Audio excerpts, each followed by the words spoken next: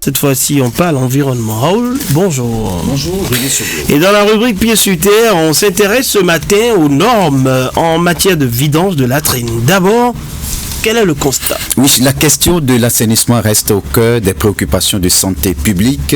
Dans de nombreuses localités, la vidange des latrines est encore perçue comme une pratique banale, souvent réalisée sans précaution ni respect des règles établies.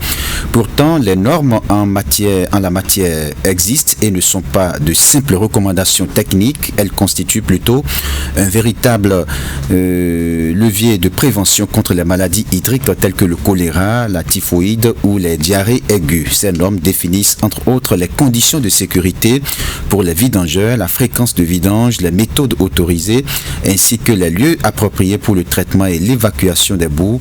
Leur application stricte permet non seulement de protéger les populations contre la contamination des eaux souterraines et de surface, mais aussi de réduire les risques d'épidémie dans les zones urbaines et rurales. Cependant, force est de constater que dans la pratique, beaucoup de ménages et de prestataires recourent encore à des procédés informels, souvent dangereux, et le coût parfois élevé des services de vidange conformes aux normes freine le respect de la réglementation. Conséquence, les rivières, les champs et même les rues deviennent des dépotoirs clandestins de matières fécales. Une vidange de latrine qui se fait au mépris de la réglementation expose ces vidangeurs informels et les riverains aux odeurs nocives nocives pour la santé. Sani Orupibou, directeur départemental du cadre de vie des transports chargé du développement durable du Morgo et de la Liborie, nous apporte plus de précisions sur comment doit se dérouler une opération de vidange de latrine.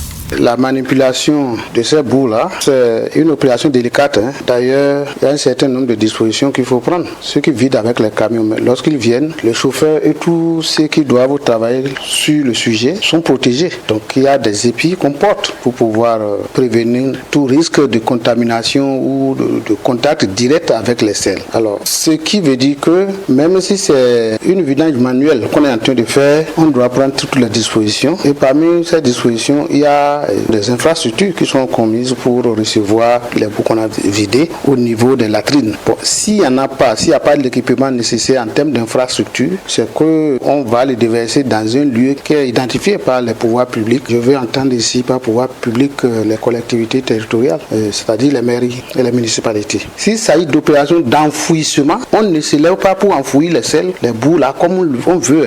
Il y a des dispositions qui sont prises parce qu'il faut éviter les effets de contamination. On vide, on l'expose quelque part d'abord avant de transférer ça dans un autre trou qui est là pour faire de l'enfouissement. L'enfouissement des boues de vidange d'une telle quantité ne se fait pas comme ça.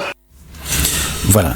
Alors, que dit la norme, Raoul? Oui, c'est selon les normes recommandées par l'Organisation mondiale de la santé, les bonnes pratiques internationalement reconnues et le code béninois de l'hygiène et de l'assainissement, il y a la fréquence. Une latrine doit être vidangée lorsque ses boues atteignent environ 2/3 de sa capacité afin d'éviter les débordements et la contamination du sol. Parmi les normes, on peut citer aussi la méthode. La vidange doit être mécanisée, camion vide, camion vidange fausse, pompe manuelle appropriée et non manuelle pour protéger la santé des vidangeurs et limiter les risques de contamination et non creuser un trou à côté pour y déverser comme on le voit. Il faut donc des équipements de protection pour les vidangeurs aussi, c'est une obligation, gants, bottes, masques, etc. Par rapport au transport et au déversement, il faut dire que les boues de vidange doivent être acheminées vers un site de traitement agréé et aujourd'hui nous en disposons à Parakou et c'est bien la station de traitement de Wobekouga,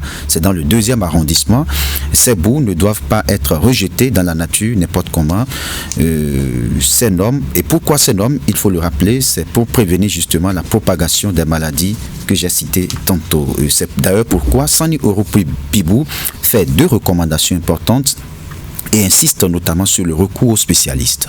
que chacun de nous ait recours aux spécialistes des vidanges. Il y a des gens qui sont là pour ça. Là, c'est comme ça que notre société est stratifiée. C'est-à-dire chacun a un rôle à jouer. Si quelqu'un achète aujourd'hui un camion vidangeur, mais c'est pour ça. Pourquoi nous allons laisser ça et aller nous-mêmes nous exposer? Nous nous exposons parce que les fausses que vous dites ils font pour mettre ça. Quelle est la garantie que demain des chiens ne viendront pas déterrer, creuser et exposer tout le quartier à la limite? Donc c'est de recourir aux spécialistes, c'est-à-dire aux camions vidangeurs. Et la deuxième recommandation, si les gens ne connaissent pas la station de traitement de boue de vidange de Wobekou-Ga, c'est le moment de chercher à connaître. La SGDS est là, tout le dispositif est mis en place pour le traitement de ces boues de vidange qu'on ne doit plus jeter en l'air. Nous avons déjà d'ailleurs des plaintes ici, comme quoi les gens vident mais ils n'amènent pas à la station. Nous sommes dans une grosse ville comme Parakou. Il y a des mesures minimales qu'il faut prendre pour pouvoir sauvegarder la santé des populations. Et ce comportement-là fait partie des risques que nous faisons courir à l'ensemble de la population. Lorsqu'une épidémie de choléra se déclenche, on ne sait pas tout le dégât que ça cause.